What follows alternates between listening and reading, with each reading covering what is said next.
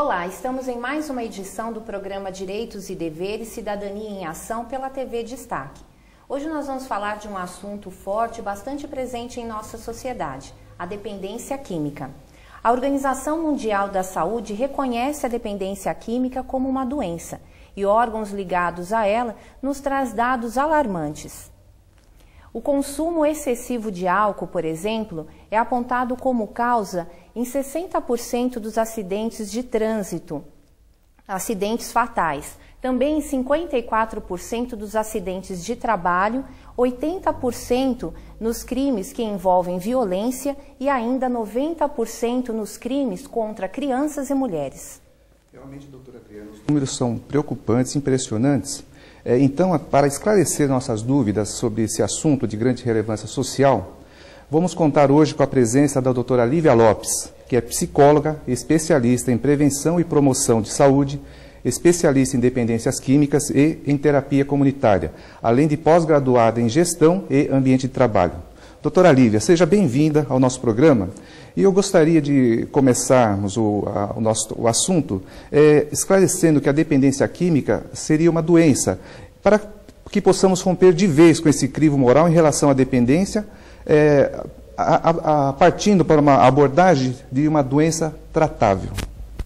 Bem, em primeiro lugar, é uma honra, né, esse convite, poder estar aqui com vocês e contribuir de alguma forma com esse tema. E o que eu gostaria de falar em relação à dependência química é que ainda hoje ela carrega essa questão moral, né?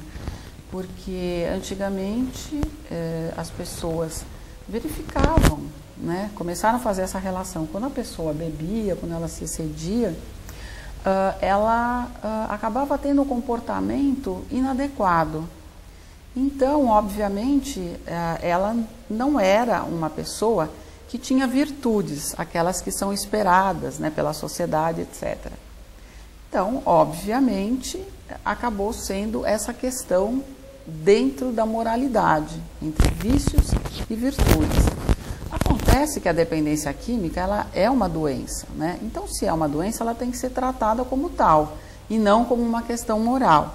Por isso é que hoje em dia a gente não utiliza o termo vício, viciado, né? Porque isso está ligado à questão da moralidade.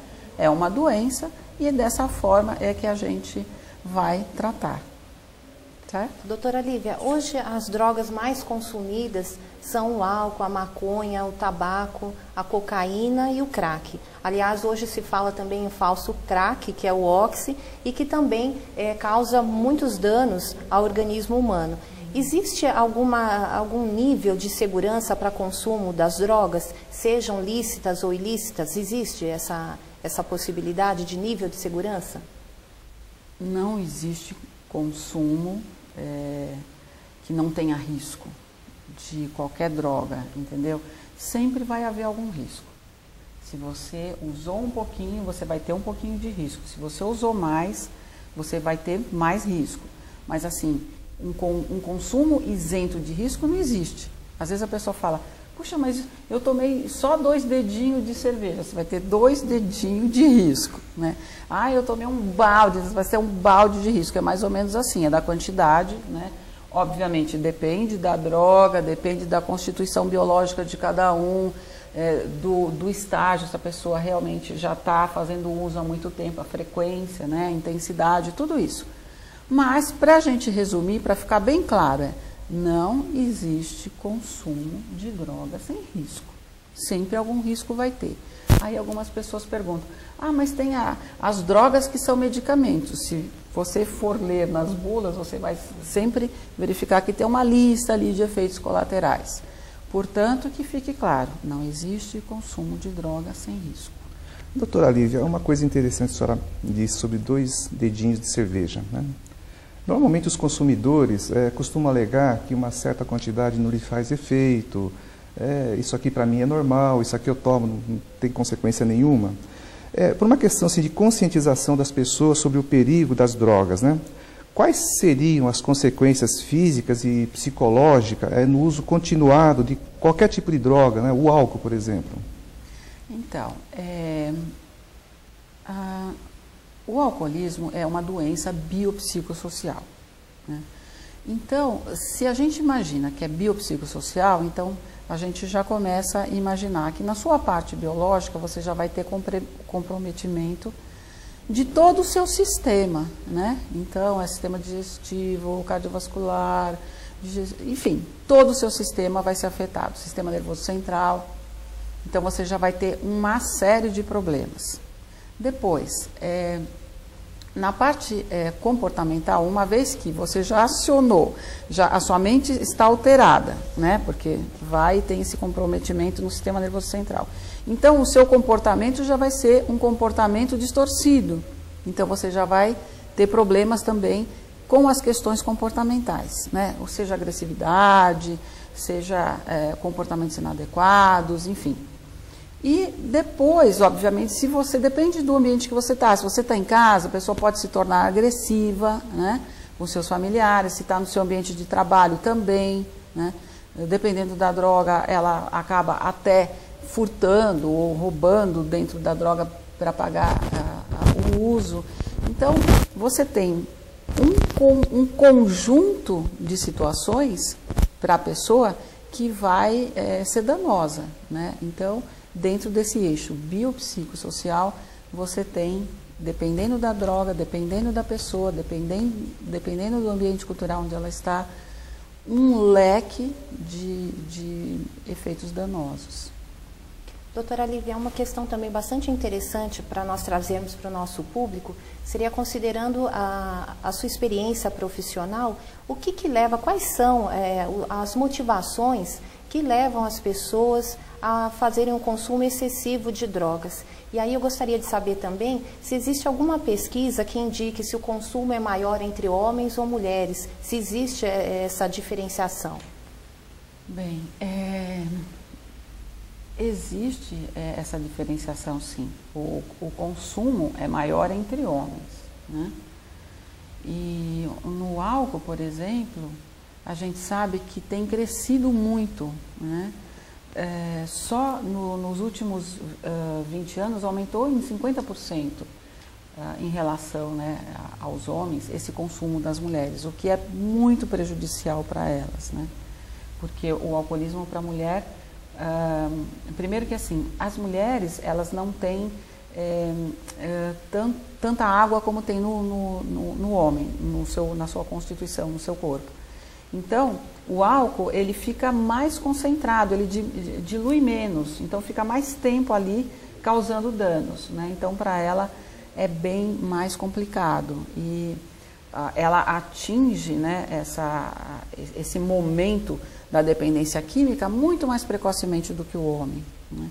Além disso, ela pode se colocar em mais vezes situações de risco, pode inclusive ter gravidezes, né? E nessas gravidezes ela poderá, se ela continuar fazendo o uso da droga de escolha, ela poderá afetar a sua criança, né? O seu cérebro poderá ser um cérebro deformado, a criança poderá ter síndrome alcoólica fetal, que é a criança nasce suando, tremendo, com síndrome de abstinência do álcool que tinha no corpo da mãe. Portanto, o bebê que acabou de nascer, ele já tem necessidade do álcool.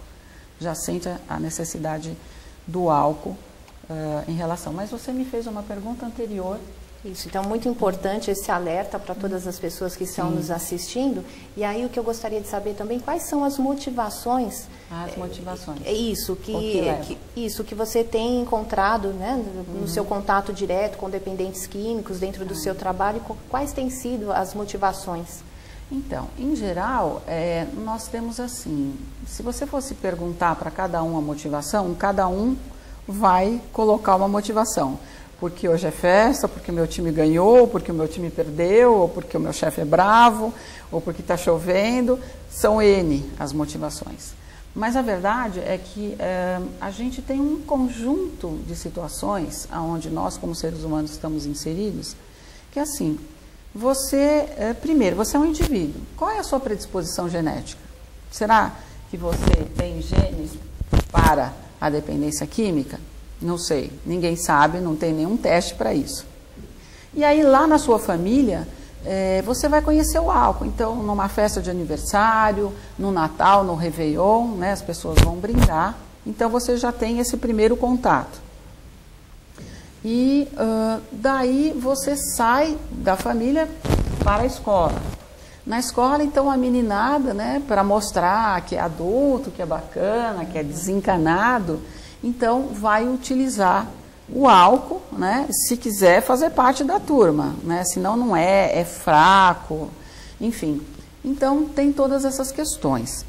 Daí, depois da escola, você vai trabalhar numa empresa, né, e na empresa também as pessoas acabam saindo nos almoços executivos ou na hora do almoço, né, até uma pessoa acha ali uma Kombi vendendo pinga ali na frente da empresa, embora a empresa está escrito ali, daqui para dentro segurança e dali para fora tem a pinga ali a 50 centavos, R$1.